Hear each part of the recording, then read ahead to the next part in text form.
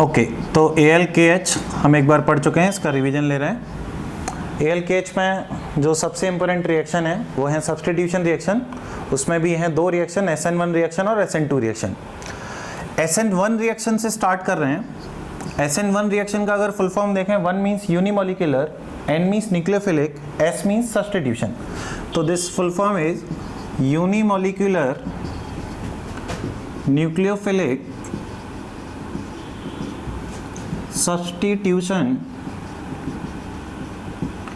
Reaction. क्या होता है इसमें? स्टार्टिंग रिएक्टेंट होगा, suppose L, A, B, C, और यहां पर पोलर एंड प्रोटिक मीडियम लेना है। Polar and protic medium. Polar protic medium क्या होता है? पोलर मतलब जिसका dipole moment non zero, mu should not equal to zero.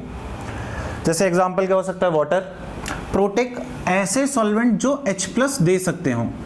कैसे पता करते हैं जो H+ दे सकते हैं? जिनमें हाइड्रोजन F, O या N से कनेक्टेड हो। एग्जांपल वाटर, पोलर भी है, डायपोल मोमेंट नॉन जीरो होगा, डायपोल मोमेंट इधर आएगा, हाइड्रोजन ऑक्सीजन से कनेक्टेड है, that's why this is protic. और क्या एग्जांपल हो सकता है इसका? ROH, सारे अल्कोहल। तो ये कुछ पोलर प्रोटिक सॉल्वेंट के एग्जांपल हैं। तो मान लो मैंने कोई भी जनरल पोलर प्रोटिक सॉल्वेंट ले लिया AB, जिसमें डेल्टा माइनस डेल्टा प्लस होगा। तो जब भी मैं इसमें पोलर प्रोटिक सॉल्वेंट लूंगा तो देखो क्या होता है कि ये जो स्पीसीज है A carbon, B C L पर delta minus charge because electronegative है, इस पर डेल्टा पॉजिटिव चार्ज, और ऐसे बहुत सारे सॉल्वेंट के मॉलिक्यूल आएंगे, delta plus, delta minus, delta plus, delta minus, delta plus, delta minus, and similarly so on. क्या होगा? इस L माइनस पे आने वाले नेगेटिव चार्ज को ये सारे सॉल्वेंट के मॉलिक्यूल अट्रैक्ट करेंगे और इस L माइनस को अपनी तरफ खींचने लग जाएंगे। तो L माइनस पर फोर्स ऑफ अट्रैक्शन लगेगा, जिसके चलते L माइनस इस कार्बन से दूर जाने लग जाएगा और धीरे धीरे करके L माइनस कार्बन से बाहर निकलता जाएगा। डेफिनेटली ये स्टेप स्लो हो रहा है, तो ये स्टेप ही इसका रेट डिटर्मिनिंग स्टेप होगा, ये स्टेप ही इस रिएक्शन का RDS होगा। तो देखो क्या बनेगा, L माइनस बाहर निकालने के बाद कार्बन पर पॉजिटिव चार्ज दिखेगा, A, B and C, और हम जानते हैं कि कार्बोकेटाइन प्लेनर होता है, हाइब्रिडाइजेशन sp2। तो कार्बोकेटाइन का फॉर्मेशन हो गया, this is intermediate of this reaction. इसके बाद अगर कार्बोकेटाइन बन जाए तो क्या क्या कर सकता है? 3 काम बताए हुए हैं। पहला काम होता है रिंग एक्सपेंशन, रिंग कॉन्ट्रैक्शन या रीअरेंजमेंट, तीनों में से कुछ भी करा सकते हैं। दूसरा काम, कोई भी न्यूक्लियोफाइल आके इस पर अटैक कर सकता है। तीसरा काम, कार्बोकेटाइन लास्ट वाले स्टेप में अगर न्यूक्लियोफाइल ना हो तो एलिमिनेट करके अल्कीन का फॉर्मेशन कर लेता है। तो अगर न्यूक्लियोफाइल है तो SN1 रिएक्शन, और न्यूक्लियोफाइल नहीं है तो तीसरा स्टेप अल्कीन का formation, that is E1 reaction. एकमात्र फर्क है E1 और SN1 में कि इसमें न्यूक्लियोफाइल दिया जाता है, E1 में न्यूक्लियोफाइल नहीं दिया जाता और थोड़ी सी हीट ज्यादा की जाती है जिससे एलिमिनेशन हो जाए। तो यहाँ पे क्या होगा, कोई भी न्यूक्लियोफाइल डाल रखा होगा, जैसे KOH हो सकता है या फिर जैसे NaOH हो सकता है। तो KOH में K प्लस OH माइनस होगा, OH माइनस इज न्यूक्लियोफाइल। अब ये जो कार्बोकेटाइन है, this is planar in nature, carbon A bond, B bond and C bond, this is trigonal planar in nature. तो जो न्यूक्लियोफाइल है जितना ऊपर से आने की टेंडेंसी रखता है, जितना उसको स्टेरिक हिंड्रेंस ऊपर से आने में लगेगा, उतना ही स्टेरिक हिंड्रेंस उसको नीचे से आने में लगेगा। इसका मतलब ऊपर से आने की प्रोबेबिलिटी 50% है तो नीचे से आने की प्रोबेबिलिटी भी 50% होगी। इसका मतलब मेरे को कितने प्रोडक्ट मिलने वाले हैं? 2।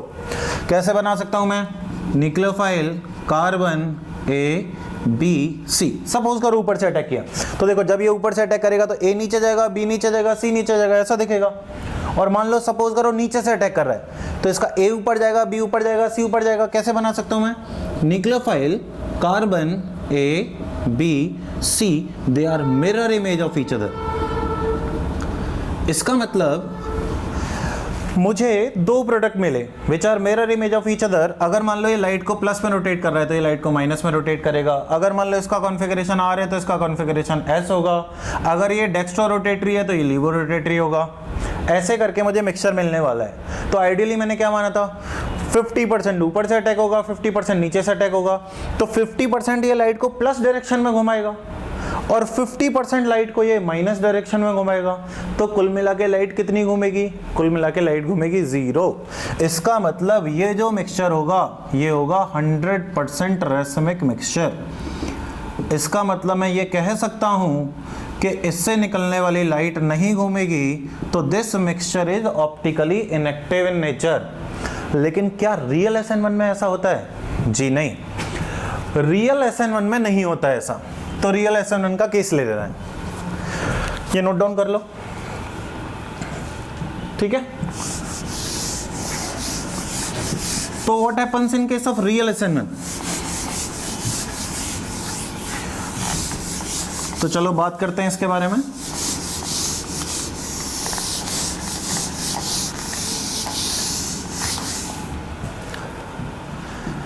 In case of real SN1, जिस बीकर में ये रिएक्शन कराई जा रही है, सपोज करो यहाँ पर लीविंग ग्रुप है L माइनस, यहाँ पर डेल्टा प्लस है, और ऐसे करके कार्बोकेटाइन प्लेनर बना है। तो न्यूक्लियोफाइल बोल रहा हूँ मैं, एक बार इधर से आएगा, एक बार इधर से आएगा।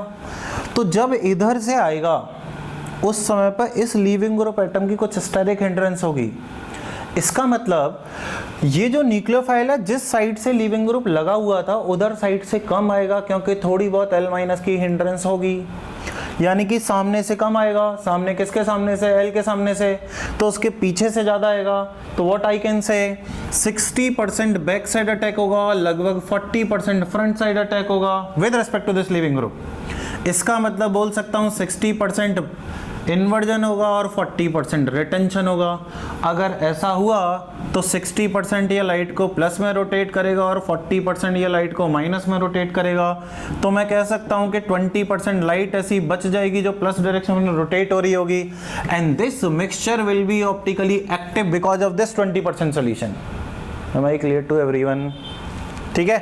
अरे 60% पीछे से बना, 40% आगे से बना, टोटल 20% की वजह से लाइट रोटेट होगी। This will be optically active. तो इसको क्या बोलता हूं मैं? 80% रेसमिक। कैसे डिसाइड किया? इसका 40 प्लस इसका 40 कुल मिला के जितना होता है। 100% रेसमिक कैसे हुआ था? 50 प्लस 50, क्योंकि दोनों कैंसिल हो रहे थे। ठीक है, चलो SN1 के कुछ पॉइंट्स देख रहे हैं। पहला पॉइंट में SN1 में क्या लिख सकता हूं कि सबसे पहले तो ये 2 स्टेप रिएक्शन होती है। 2 स्टेप रिएक्शन का मतलब ये है कि पहले स्टेप में L माइनस बाहर निकलता है, क्या बनेगा? कार्बोकेटाइन। ये स्टेप स्लो होगा। और दूसरे स्टेप में न्यूक्लियोफाइल इस पर अटैक करता है, क्या बनता है? RNU। यानी कि इस स्टेप को मैं बोल सकता हूँ एलिमिनेशन स्टेप, जिसमें कोई ना कोई मॉलिक्यूल बाहर निकल रहा है। और इस स्टेप को बोल सकता हूँ मैं एडिशन स्टेप, जिसमें कोई मॉलिक्यूल जुड़ रहा है। और एडिशन और एलिमिनेशन दोनों होने लग जाएं तो रिएक्शन का नाम हो जाता है सब्स्टिट्यूशन। तो 2 स्टेप रिएक्शन, जिसमें पहले स्टेप में एलिमिनेशन होगा, दूसरे स्टेप में एडिशन होगा, और फाइनली मेरे को प्रोडक्ट मिल जाएगा। अच्छा, कार्बोकेटाइन के जितने भी स्टेप बोले, क्या क्या? Ring expansion, ring contraction, rearrangement.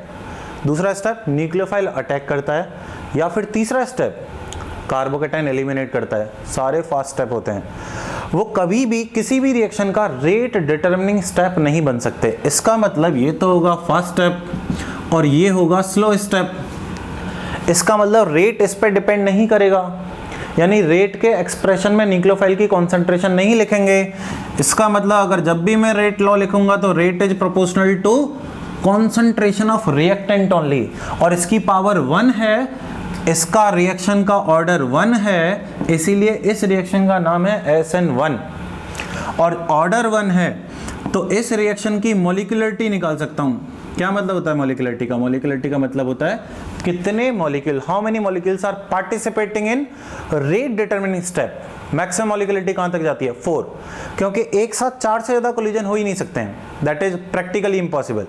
तो यहां पर जो स्लो स्टेप है उसमें इकलौता मॉलिक्यूल पार्टिसिपेट कर रहा है, तो एक ही मॉलिक्यूल पार्टिसिपेट कर रहा है, इसलिए बोलूंगा molecularity of this reaction is 1। और जब भी एलिमेंट्री स्टेप हो उस समय में मॉलिक्यूलरिटी ऑर्डर के बराबर होती है, इसलिए इस रिएक्शन का ऑर्डर 1 है। मैं क्लियर टू एवरीवन? दूसरा, थर्ड स्टेप में लिख सकता हूं कार्बोकेटाइन इज द इंटरमीडिएट,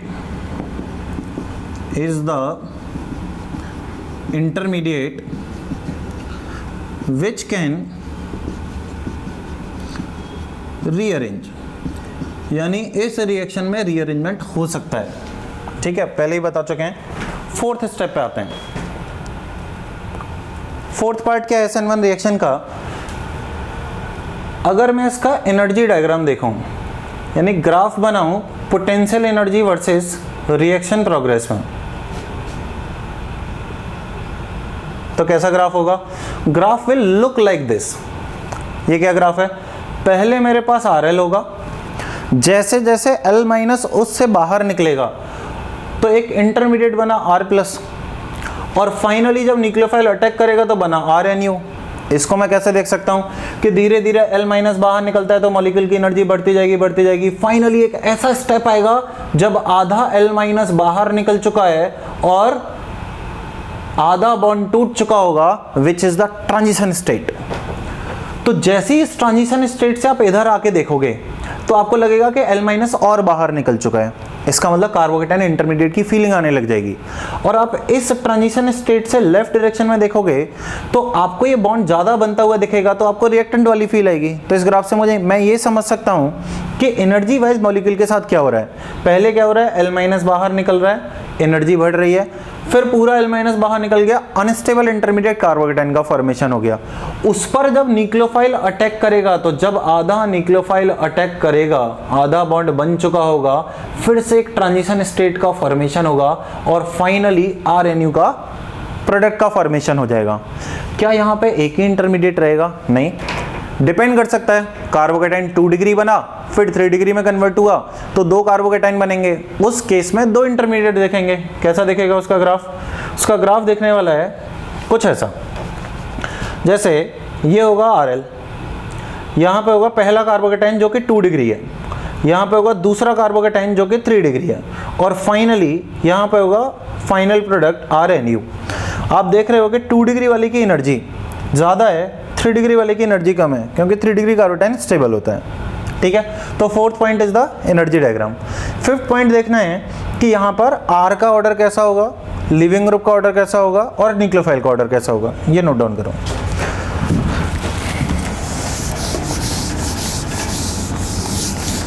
तो देखो, what is the fifth point? Fifth point में बात कर रहे हैं लिविंग ग्रुप कैसा होगा। तो सपोज करो पहला स्टेप RDS है, C है, this is L minus. L minus बाहर निकल रहा है, मान लो L माइनस पूरे दिन में बाहर ही नहीं निकला, तो क्या ये स्टेप होगा? नहीं होगा। इसका मतलब रिएक्शन का रेट कैसा होगा? बहुत बेकार, बहुत खराब। इसका मतलब अगर मुझे अपनी रिएक्शन का रेट चेक करना है तो कब ज़्यादा होगा? जिसमें लिविंग ग्रुप अच्छा हो। तो मैं कह सकता हूं कि better is the leaving group, better is the leaving group ability, leaving group ability better will be the rate of SN1। Example ले रहे हैं एक बार F minus, Cl minus, Br minus और I माइनस, ये 4 लिविंग ग्रुप हैं। यानी कि अगर मेरे पास रिएक्टेंट हुआ RF, RCl, RBr या फिर RI, यहाँ पे लिविंग ग्रुप F माइनस में बाहर निकलेगा, यहाँ Cl माइनस में बाहर निकलेगा, यहाँ Br माइनस में बाहर निकलेगा और यहाँ I माइनस में बाहर निकलेगा। कैसे चेक करते हैं लिविंग ग्रुप एबिलिटी? रूल बताया था, क्या रूल था? Stronger the acid conjugate base good leaving group. यानी जितने भी हमें लिविंग ग्रुप दे रखे हैं उन सब के एसिड बना लो। इसका एसिड क्या होगा? HF, H+ जोड़ दो एसिड बनाने के लिए, इसका एसिड HCl, इसका एसिड HBr और HI। सबसे अच्छा एसिड कौन सा होता है? HI। देन सबसे वीक एसिड कौन सा होता है? HF, जिसका K भी लिखते हैं हम लोग, this is very weak acid. तो स्ट्रॉन्गर एसिड HI, इसका कॉन्जुगेट बेस H+ बाहर निकालने के बाद I माइनस, इसका मतलब सबसे बेटर लिविंग ग्रुप हुआ I माइनस। तो सबसे अच्छा लिविंग ग्रुप I माइनस, सबसे बेकार लिविंग ग्रुप F माइनस। तो रेट किस में ज़्यादा होगा? RI का रेट सबसे अच्छा होगा, RF का रेट सबसे बेकार होगा इन SN1 रिएक्शन, क्योंकि लिविंग ग्रुप अच्छा है। This is fifth point. Come to six point.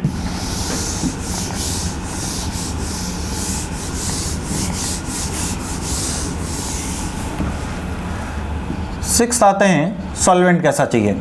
Starting में डिस्कस कर चुके हैं polar and protic solvent. Example water, alcohol, dot dot dot. 7th point, nucleophile कैसा चाहिए?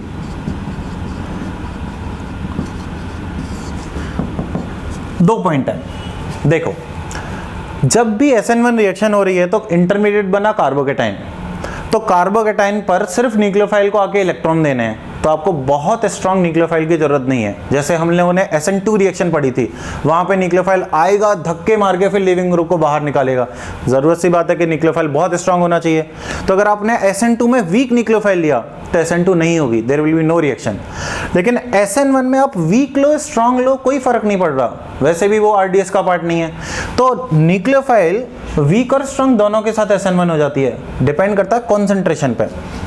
यहां पर लो concentration of nucleophile favors SN1। अगर आप बहुत हाईली कॉन्सेंट्रेटेड सॉल्यूशन बना दोगे तो फिर उस केस में SN2 रिएक्शन के चांसेस बढ़ जाते हैं, इसलिए हम चाहेंगे कि लो कॉन्सेंट्रेशन हो न्यूक्लियोफाइल के। 8th पॉइंट, रिएजेंट का एग्जांपल कैसा होगा? रिएजेंट क्या क्या देख सकते हैं आपको? तो जनरली सबसे यूज होने वाला रिएजेंट है एक्वस QH। यानी क्वेश्चन में कैसे पता लगेगा SN1 करानी है, ठीक है? तो एक्वस QH में एक्वस होता है water which is polar protic solvent, ठीक है, जो कि SN1 रिएक्शन का इंडिकेशन है। और KOH में K+ और OH- होगा विच इज माई न्यूक्लियोफाइल। तो अगर इस टाइप से दिख जाएगा सॉल्वेंट भी पोलर प्रोटेक्ट है और न्यूक्लियोफाइल भी दे रखा है, तो मैं कह सकता हूँ कि SN1 रिएक्शन होगी। या फिर और आपको क्या दिख सकता है, एक्वस K2CO3 या फिर एक्वस AgNO3। ये दो रिएजेंट और फेमस हैं SN1 रिएक्शन के। एक्वस K2CO3 में, एक्वस मतलब अगेन वाटर, तो फिर यहाँ पे किसका अटैक कराओगे? CO3 का? बिल्कुल नहीं। इसके केस में वाटर, यहाँ पे किसका अटैक कराओगे? NO3- का? जी नहीं। तो फिर क्या हुआ? CO3 न्यूक्लियोफाइल है ही नहीं है।